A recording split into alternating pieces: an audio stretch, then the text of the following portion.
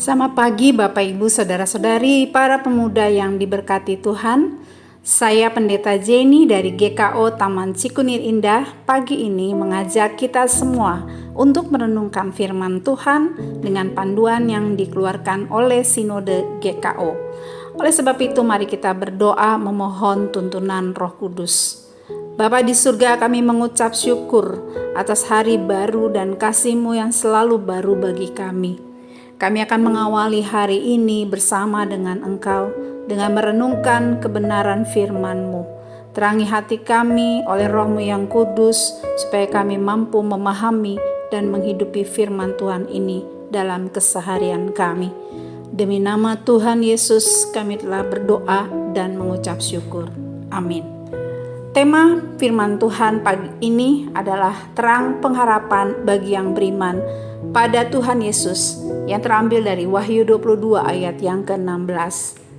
Demikian firman Tuhan, Aku Yesus telah mengutus malaikatku untuk bersaksi tentang semuanya ini kepada kamu bagi jemaat-jemaat.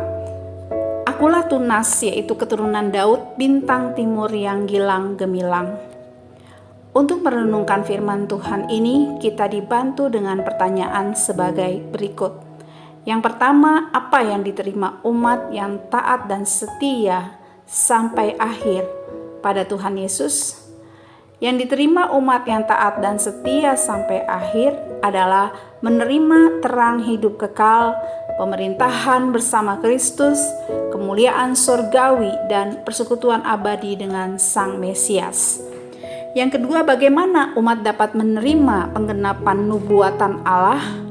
Umat dapat menerima penggenapan nubuatan Allah ketika umat mau merespon janji Tuhan dengan iman dan pengharapan yang teguh.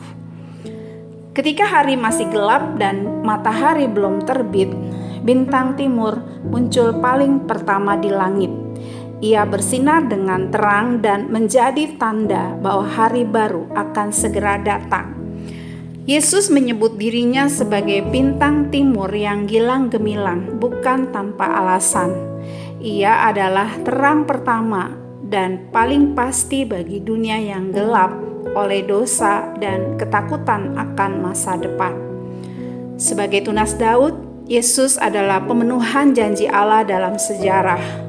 Sang Mesias yang dijanjikan dari keturunan Daud.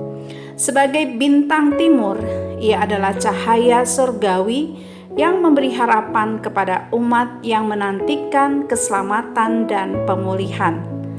Dalam Wahyu 22 ayat yang ke-16, Yesus sendiri menyatakan bahwa ia mengutus malaikatnya agar umatnya tahu bahwa semua janji ini adalah benar dan pasti akan terjadi. Malaikat itu bersaksi tentang segala hal dalam kitab Wahyu, termasuk janji penghiburan, kemenangan Kristus atas kejahatan, dan kehidupan kekal bagi orang-orang kudus. Ini adalah jaminan bagi setiap orang yang percaya. Terang dari Kristus akan menang atas kegelapan, betapapun gelapnya kehidupan yang dijalani oleh umat Tuhan.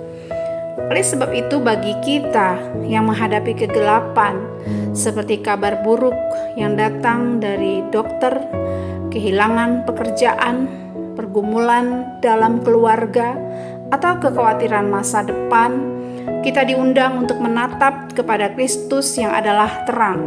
Harapan kita tidak berdasar pada situasi, melainkan pada pribadi Yesus yang sudah menang dan akan datang kembali.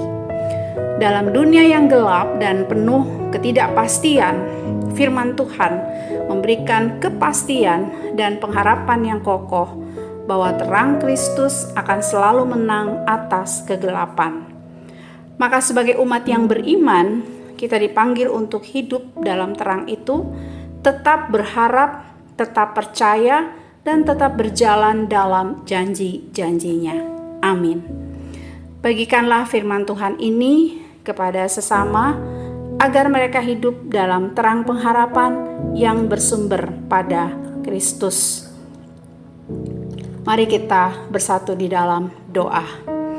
Bapa di surga, kami percaya bahwa Engkau adalah terang harapan dalam hidup kami. Ketika hidup kami begitu gelap, Engkau bersinar seperti bintang fajar yang membawa pengharapan. Ajarlah kami untuk tetap percaya bahwa janji-Mu akan digenapi, dan tuntun setiap langkah kami setiap hari agar kami dapat berjalan dalam terang kasih-Mu. Di dalam nama Tuhan Yesus kami telah berdoa dan mengucap syukur. Amin. Selamat pagi Bapak Ibu Saudara-saudari, selamat beraktivitas. Tuhan Yesus memberkati kita semua.